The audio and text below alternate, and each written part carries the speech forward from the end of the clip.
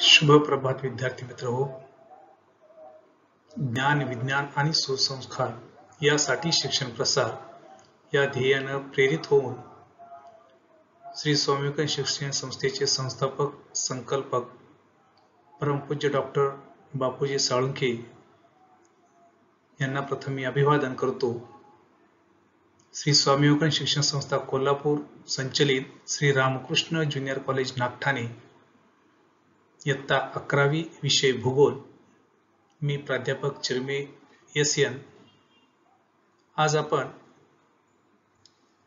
श्री महाराष्ट्र राज्य माध्यमिक आणि उच्च माध्यमिक शिक्षण मंडळ पुणे यांनी जो पुनर्रचित अभ्यासक्रम निर्माण केलेला आहे, या अभ्यासक्रमातील इयत्ता 11वी भूगोल या पुस्तकातील प्रकरण क्रमांक 8 जीवसहती या प्रकरणातील जो उपघटक आहे तो उपघटक आज आपण अभ्यासणार आहोत. प्रकरण क्रमांक 8 प्रकरणाचं नाव आहे किंवा घटकाचं नाव आहे जीवसहती किंवा बायोमी आणि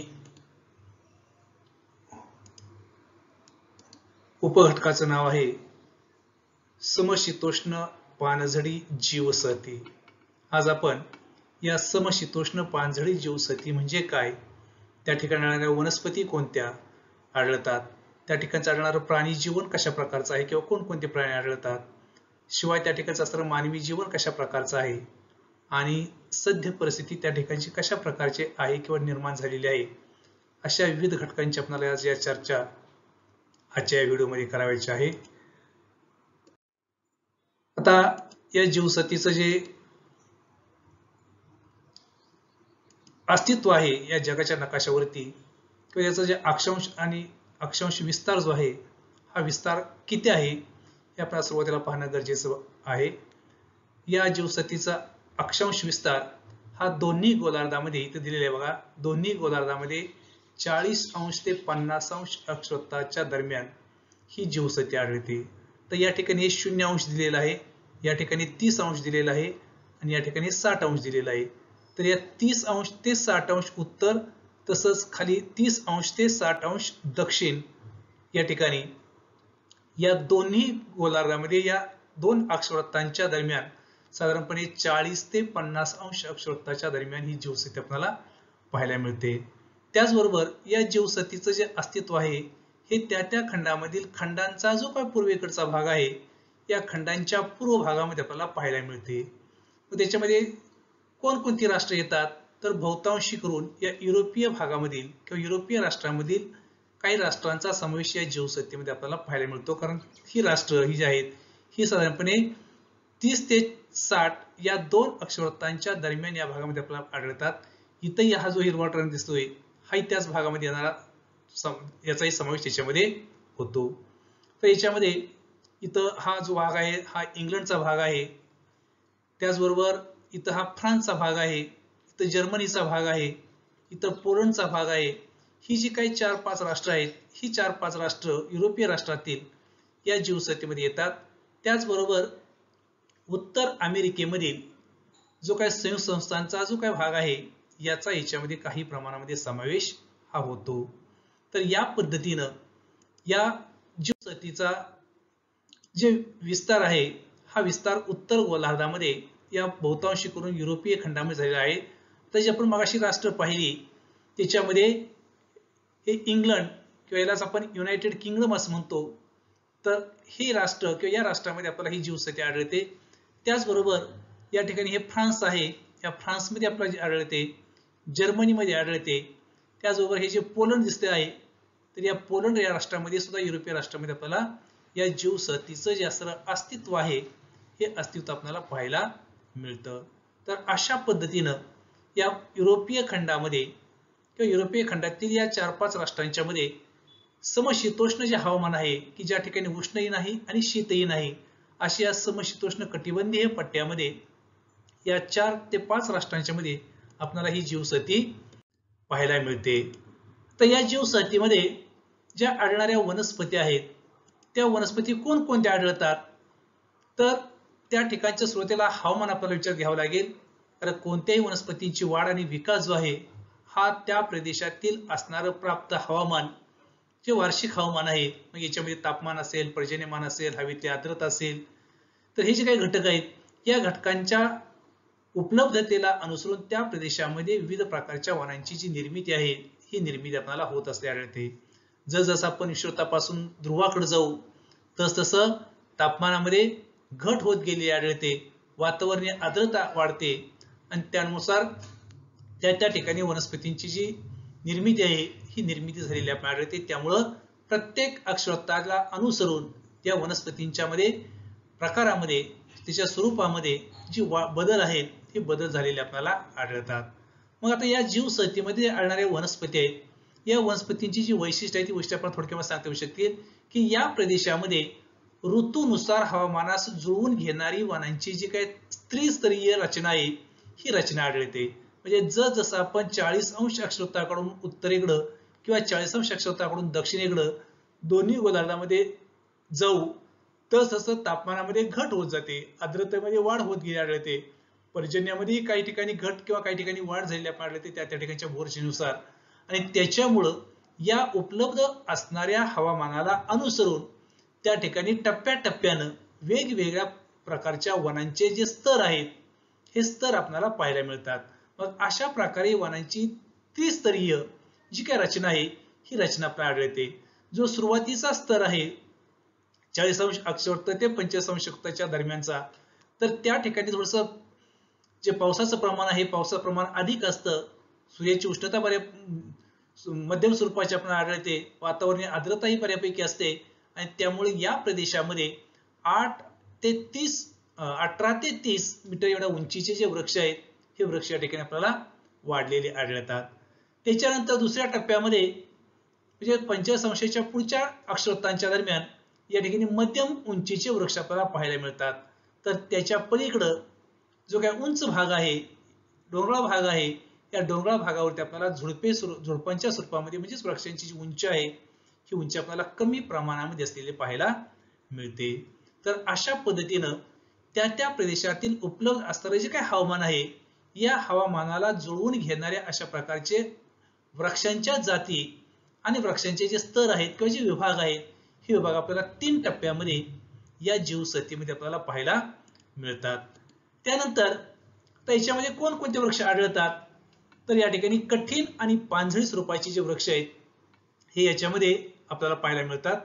काही वृक्ष या ठिकाणी कठीण वृक्षांची लाकडं जसं उष्ण कटिबंधीय वर्षावनांच्या मध्ये जसे आपल्याला कठीण वृक्षांचे वृक्ष आढळतात कठीण लाकडाचे, तशा प्रकारचे वृक्ष याही आपल्याला जीवसंहितेमध्ये पाहायला मिळतात. तर याच्यामध्ये बीच आहे, एल्म आहे, चेस्टनट आहे, ओक आहे, चेरी, मॅपल, पाईन, ओक आणि देवदार असे कठीण आणि काही मऊ अशा प्रकारचे वृक्ष आपल्याला या जीवसंहितेमध्ये पाहायला आढळतात. त्यानंतर काही झुडूपवर्गीय जे आपण मगाशी पाहिलं की जे शेवटच्या टप्प्यामध्ये जे तिसरे स्तर आहे त्या तिसऱ्या स्तरामध्ये उंच डोंगराळ भागामध्ये किंवा टेकड्यांच्या भागामध्ये किंवा साधारणपणे 50 अंशाच्या पुढच्या टप्प्यामध्ये अक्षवृत्ताच्या दरम्यानच्या भागामध्ये या ठिकाणी तापमान कमी असल्यामुळे हिमवृष्टी होत असल्यामुळे त्या ठिकाणी हे झुडूपवर्गीय कमी उंचीचे वृक्ष आपल्याला पाहायला मिळतात. याच्यामध्ये लॉरेल आणि बेरी हे 2 प्रकारचे वृक्ष आपल्याला इथं आढळतात. आता हे जे वृक्ष आहेत हे कोणकोणते वृक्ष आहेत त्याच्यामध्ये आपण पाहिलं हा जो सुरुवातीचा वृक्ष आहे बीच हा या प्रकारचा वृक्ष आपल्याला इथं पाहायला मिळतो. असं कमी उंचीचं, फारसं जास्त उंचही नाही जास्त कमी उंची नाही, मध्यम स्वरूपाची जी उंची आहे साधारणपणे 18 ते 30 मीटर उंचीची ही झाड आपल्याला या ठिकाणी आढळतात. त्यानंतर दुसरा वृक्ष आहे तो म्हणजे एल्म, लिहिले बघा एल्म हा या प्रकारचा वृक्ष आपल्याला या जीवसंहितेमध्ये पाहायला मिळतो. त्यानंतर तिसरा वृक्ष आहे चेस्टनट. हा जो चेस्टनटचा वृक्ष आहे याची उंची आपल्याला फारशा प्रमाणामध्ये आढळत नाही, विस्तारी फारशा प्रमाणामध्ये आपल्याला आढळत नाही. त्यानंतर चौथा वृक्ष आहे ओक. मध्यम उंचीचं या ठिकाणी झाड आहे, काही खालच्या बाजूला खोड आहे आणि याचा विस्तार या वृक्षाचा फारसा आपल्याला झालेला आढळत नाही. त्यानंतर पुढचा वृक्ष आपल्याला पाहायला मिळतो तो म्हणजे चेरी. या ठिकाणी लाल रंगाची जी काही फळं आहेत, या लाल रंगाच्या फळांनी युक्त अशा प्रकारचा चेरीचा वृक्ष हा या भागामध्ये आपल्याला पाहायला मिळतो. त्यानंतर मॅपल,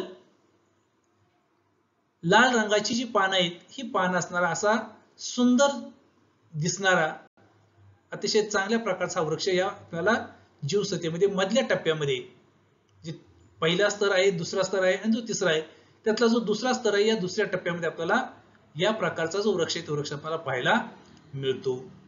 त्यानंतर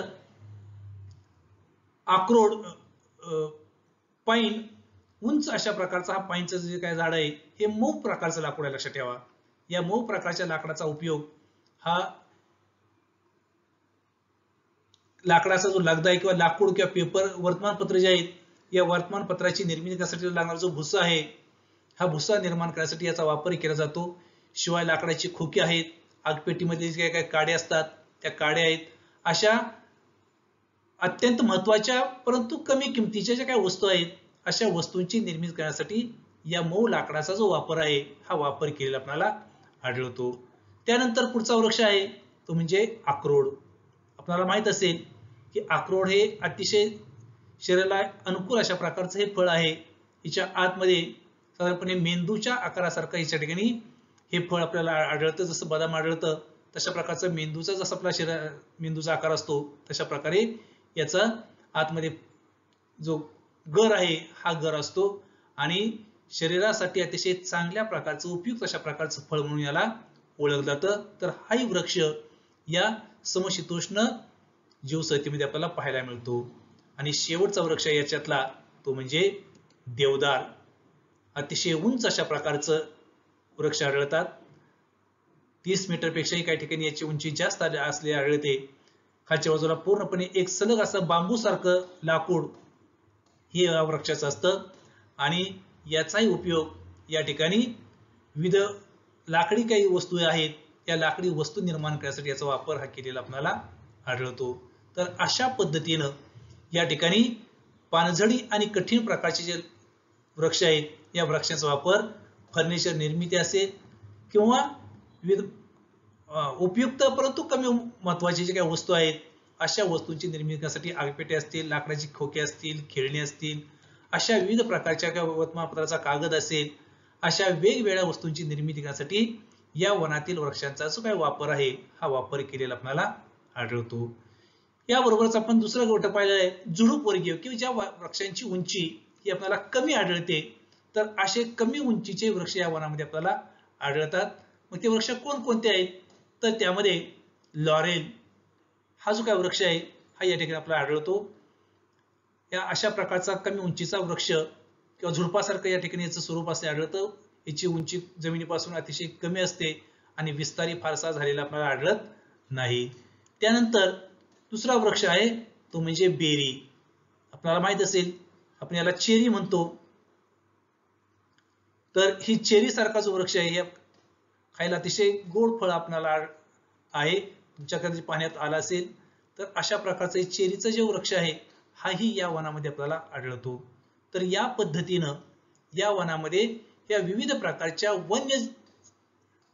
वनस्पतींचं जे असणारं जीवन आहे हे जीवन एकसंघपणे त्या ठिकाणच्या पर्यावरणाला अनुसरून वेगवेगळ्या विभागामध्ये, वेगवेगळ्या स्तरांच्या मध्ये, वेगवेगळ्या प्रदेशांच्या मध्ये दोन्ही गोलार्धामध्ये आपल्याला पाहायला मिळतं. यानंतर या प्रदेशामध्ये आणणारे जे प्राणी जीवन आहे, वनस्पतीवरती आधारित अशा प्रकारचं जे काही प्राणी जीवन आहे हे प्राणी जीवन आपल्याला पाहता येईल. तर या विभागामध्ये जसं आपण ध्रुवाकडे जाऊ दोन्ही बाजूला तसं तापमान कमी होत गेलेलं आपल्याला आढळतं. हिमवृष्टीचं प्रमाण असलेलं आढळतं आणि त्याच्यामुळं या प्रदेशामध्ये आढळणारे जे काही प्राणी आहेत हे प्राणी बहुतांशी करून केसाळ प्राणी या ठिकाणी आढळतात.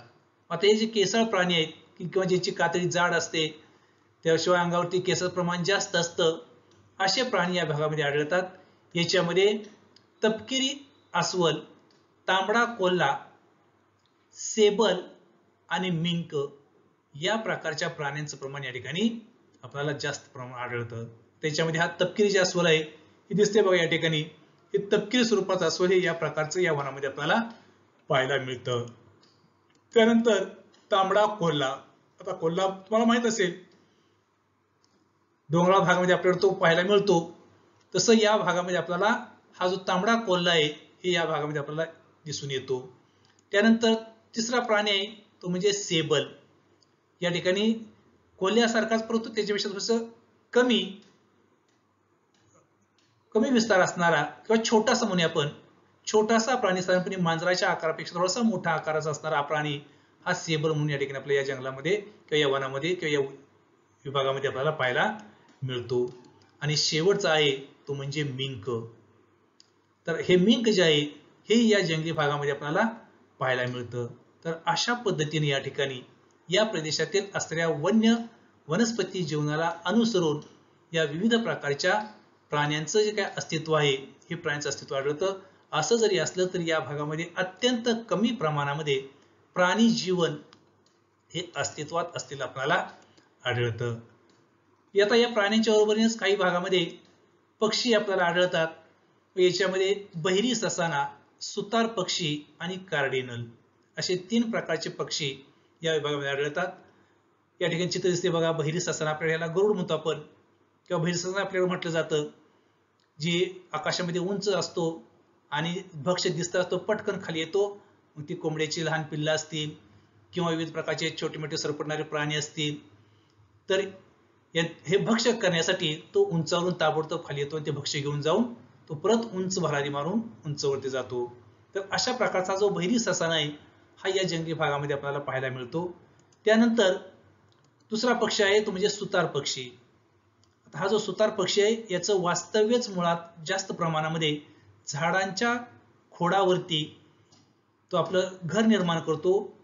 बीळ किंवा याला छिद्र म्हणून आपण, तर अशा प्रकारचे जे बीळ आहे हे बीळ आपल्या चोचीने तो निर्माण करतो आणि त्याच्यामध्येच तो वास्तव्य करून हा राहत असतो. स्वतःच रहिवास किंवा स्वतःचा अधिवास जो आहे हा अधिवास निर्माण करण्याचं काम हा एकमेव असा पक्षी हा करत असतो. तो खोडामध्ये, झाडाच्या खोडामध्ये चोचीच्या साहाय्याने काय करतो, ते तिथं बीळ तयार करतो खोडावरतीच आणि त्याच्यामध्ये तो वास्तव्य करून हा राहत असतो. आणि शेवटचा प्राणी आहे तो म्हणजे कार्डिनल. तर हा जो पक्षी आहे हाही पक्षी या विभागामध्ये आपल्याला पाहायला मिळतो.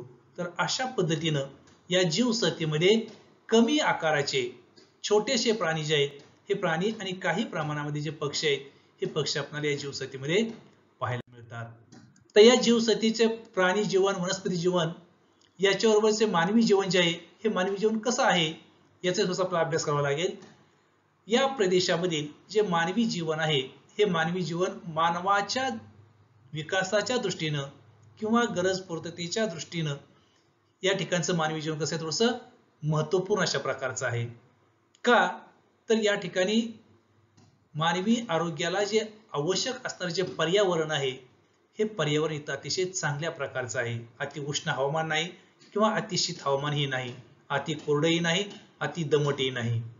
तर या विभागामध्ये वनांचं भरपूर, झाडांचं प्रमाण भरपूर असल्यामुळं आणि समशीतोष्ण भागामध्ये असल्यामुळं या ठिकाणी मानवी आरोग्याला जो लागणारा ऑक्सिजन आहे हा ऑक्सिजन या ठिकाणी मुबलक प्रमाणामध्ये उपलब्ध होतो.